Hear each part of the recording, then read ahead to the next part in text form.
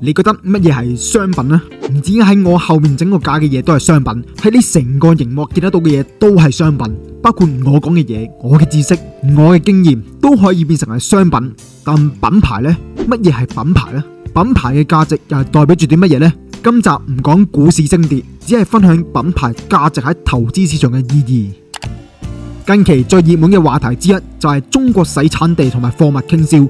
美國關稅戰揭露咗中國貨品由原材料、加工、成品再到分銷整個嘅生產鏈遍布全球，利用極端嘅價格戰掠奪低技術嘅量產經濟，從而造成大額嘅貿易順差。而關稅戰後以嚟，由高端品牌到平價品，全球對 Made in China 亮起咗紅燈，代工同加工成為第一波直接受衝擊嘅工廠。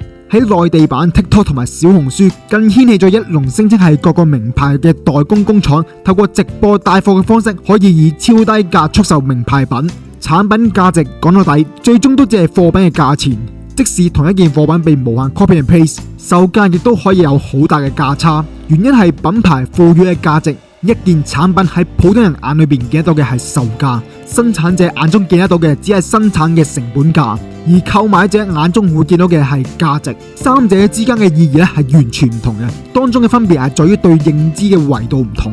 名牌相信對於觀眾嚟講都唔會太陌生。名牌嘅意思咧係只代表住行業嘅龍頭同埋表表者，更加代表住一份嘅信譽同埋信任。特別係越高檔次嘅名牌，越唔會出現減價、清貨、優惠呢個字眼。其實呢個係一種利用消費者貪婪嘅心理，因為減價呢個字詞蘊含住一種向下走嘅暗示，就係等於大家去買股票，你會係希望你買到嘅股票係升值嘅，定係希望買完之後貶值啊？撇除你係想儲貨而係想低價去買之外啦，正常都係希望買嘅股票咧係升值嘅。高端名牌嘅產品亦都係同樣嘅道理。Made in China 對於整個嘅商界嚟講，的確係有佢嘅存在嘅價值，在於產量快同埋成本平，用全球最快嘅複製技術，相信都冇人會反對中國出產必定係其中之一。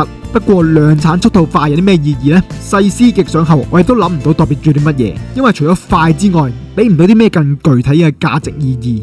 唔好講話我杯葛中國貨。對於中國製嘅產品，我亦都有唔少，就好似喺我身後邊嘅塑膠花嘅裝飾，亦都係中國產。不過對於呢一啲售價只係幾蚊人民幣嘅產品呢，應該要俾啲咩期望呢？相信亦都冇乜人會真係好太在意，大概只要睇上嚟咧好睇就得噶啦。但相反倒住角度，而家拍緊我嘅攝影器材，會用住唔同嘅觀感去給予期待。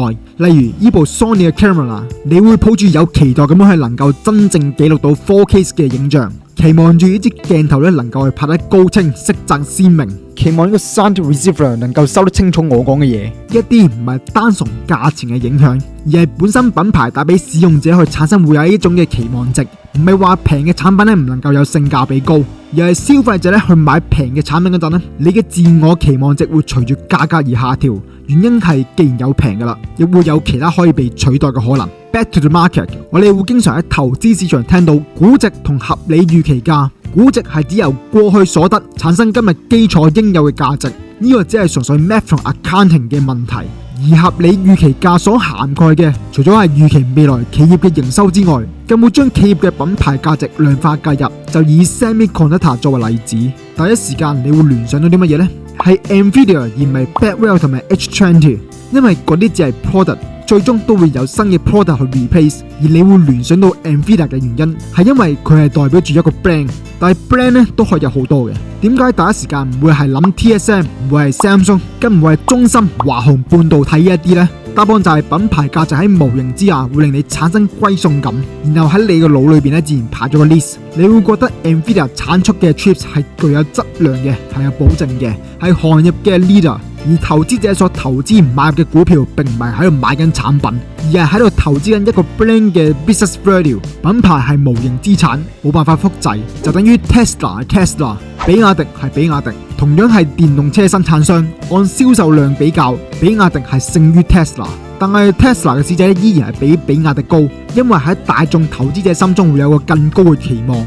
放到喺投資市場，即使遇上股災，除咗美元同埋美債之外，全球資金最快選擇撈底同埋搏反彈嘅市場仍然會係美股，因為金融市場嘅最大資金來源唔係從中國、歐盟、日本或者其他地方而嚟，而係幾乎都係由美國而嚟。大型資本同埋基金價格都係以美元作為計值。美股既係一個股市指數，同時亦係一個以股市作為 product 嘅品牌。當美股升嗰陣，其他市場會有跟隨，因為市場會產生利好後市嘅預期。同樣，當美股下跌嗰陣，資產價值同樣會因為美股下跌而收縮。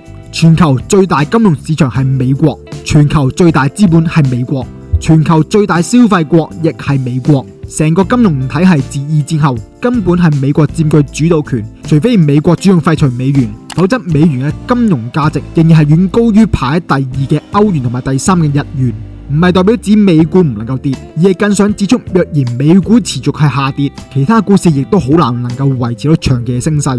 而支持美股升嘅根源呢，就係市場對美國呢個品牌嘅期望值。越多人對美國嘅期望下降，實際上就係回響翻到去其他市場。大升市人人係股神，呢句說話大家應該都聽過唔陌生。不過英雄大多數出自於股災大跌市，因為人脆弱嗰陣先係需要英雄。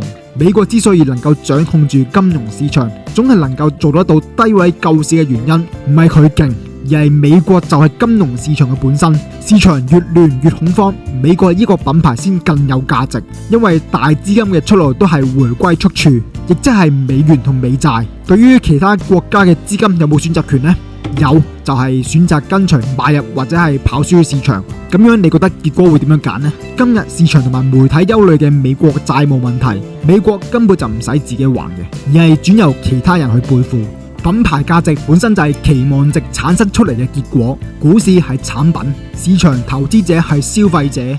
如果真係能夠單憑低價錢就能夠產生市場高期望值嘅話，就唔會出現價格戰比拼低價嘅劣性競爭。因為高端嘅品牌只要越賣越貴，將價值越拉越高，強者即使係再重還，依然會係強者。呢個係金融市場嘅富者越富，貧者越貧嘅現實。